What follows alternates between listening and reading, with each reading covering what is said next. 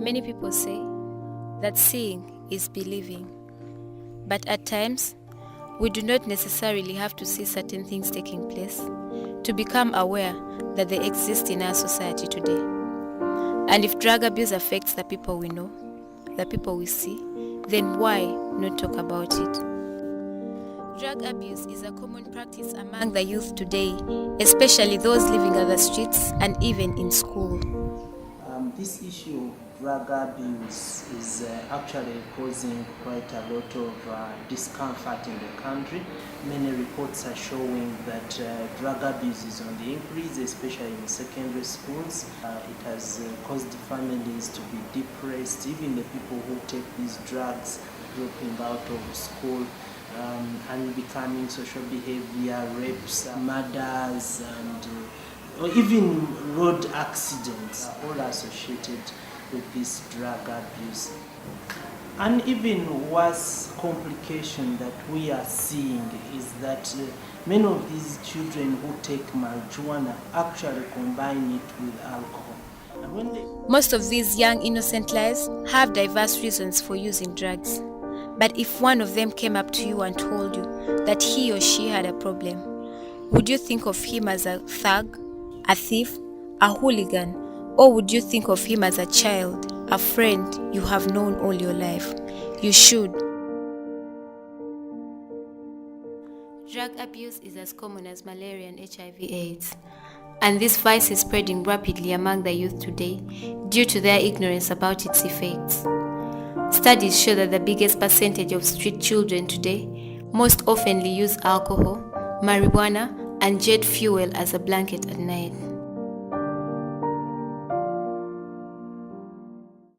Nandi ngavo wafe ngabantu bunyanyo ngandi siku na bumi mmere Ngani akutugumya tata na mama ngetali anti bali bansibunya ninya basi tunze nenzija ku studio yali ndikozesa ngaracho ndikozesa kuwonya bizibu kutabira na sente naye kozo mudala gwa ina gwa naye lwaki ng'okola omudaala olowooza bizinesi efuna ki efuna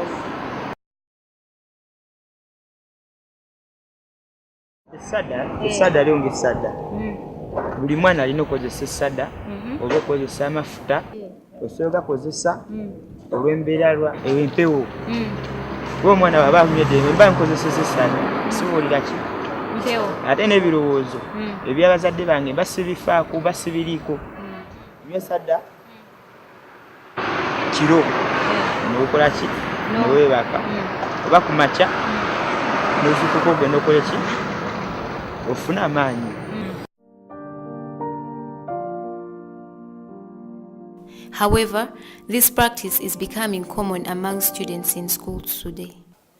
Why I take drugs? Because I feel in groups. And another, to be mature enough. When you take drugs, they show you, they can show you when you are what? Big.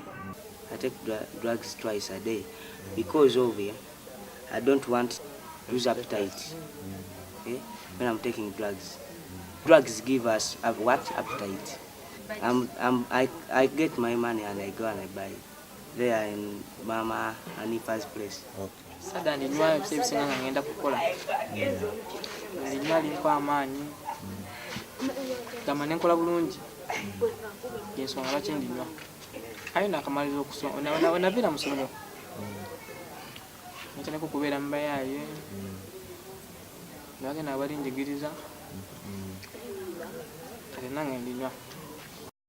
Njaga ndikozesa genanga mu bavubuka ngaabo n'ogenda oli n'osanga ng'aginywa n'omugamba mpa musike mu bbaawo ekiginywesa kubanga ifuna appetite okulya emmere okubanga ndikuba embeera n'amaanyi okubanga nsobola okukola mangu emirimu ku ssomero nali nginywereddeyokko kuba wali abavubuka baginywerangayokko. They want to speak out and share their problems. How but do I why reach not? out if there are no hands to hold? And even the brave ones cannot open up due to They are their afraid fear of of being being looked at as judged. wasted people in society. Abavubuka bangi boononese muze gw'okunywa enjaga. Beetabye mu bikolwa ebikyamu bingi olw'enjaga kubanga yebawaga okubatuusa ku ekyo. Era olaba ekitundu kyaffe kirimu ebintu bingi, abantu abakuba obutayimbwa, era omuze ogwo gwetaaga okusalirwa amagezi. However, this judgment is only a cover, a blind eye to the truth. The interesting thing specifically about marijuana is that you can actually get off the drug without major side effects. What is important, especially for the youth, is really to get the commitment to stop this drug. The parents should work with the teachers, with counselors, and the children themselves, and they can get off these drugs. So what we really need are counseling sessions, which are lacking in many of our society. People who can convince the young people to get out of the peer clubs and get off the drug and continue with their life. Ronald, once a street child and a drug addict, was assisted to recover and is now a better person in life. Kuba naliko street boy nkama nasobola okunkwatizaako nesobola okubiwulula. Bwe nabeerera ku street nafunamu emize mingi. Emize gye nali siina waka nenjigirako okunywa enjaga, oluusi onusiza amafuta, olidde amayirungi osobola okufuna otulo. Nayigiramu ebintu bingi nnyo, kubba, kumenya amayumba. Ekivaamu oluusi bakwatiddeyo bakubiddeyo emiggo. Njaga njize kuzanya matatu muyize groups ze nalingamu nga mulimu abavubuka abamu nga ye bwanywa enjaga eyo emwaliriza okugenda yekweke mu kasiko asobole okufuna omukazi gwakola ki gwanaakwata. Katonda yankwatizaako nenfuna omukyala bali bamuyita Teddy Nakanjako, nankwata ku mukono era mwebaza nnyo olw'ensonga engeri gye yankwatamu. Wakati nange yenze omuntu atuula mu bantu nenyumya nabo naye nga luli sisobola. Kati nkubiriza abavubuka bannange n'abali ku masomero, yenna amanyi mbuno akozesa enjaga. Enjaga eyo si nnungi ku bavubuka abamu ebalemesa okusoma. Oluusi ogenda ku ssomero mu kifo eyalisomye ebitabo n'obanga oddamu kulowooza njaga, oluusi ekulemesezza n'ebyewalikoze byonna bifudde ekintu kyo maaso kyo future yo n'obanga okoze eki yonna ogisse. Kubiriza abantu bonna n'abazadde, bw'oba osanze omwana oyo ku street tomudduka, tomwewala, wabula bw'onoomuwaayo obugambo obwo bubiri oba busatu, enjaga eno kendeezaako. Omwana oyo asobola okukola ki? Okukendeeza. Kuba abazadde mwabaliwo okutubuulirira. The darkness we see in them is not the darkness they see in themselves. They can actually become better people if given the help they need. Nga tonnadduka wakae, wali olina kyoyagala okubeera mu bulamu? Wali oyagala kubeera ki nga tonnadduka waka? Kati nga bakuwadde omukisa ogw'okuba ku street, osobola okukkiriza? Osobola okukkiriza n'enkwakukisa. Kuba mulamu bwange kubeera muyivi nga Bobi Wine nga omulala. Excuse me madam.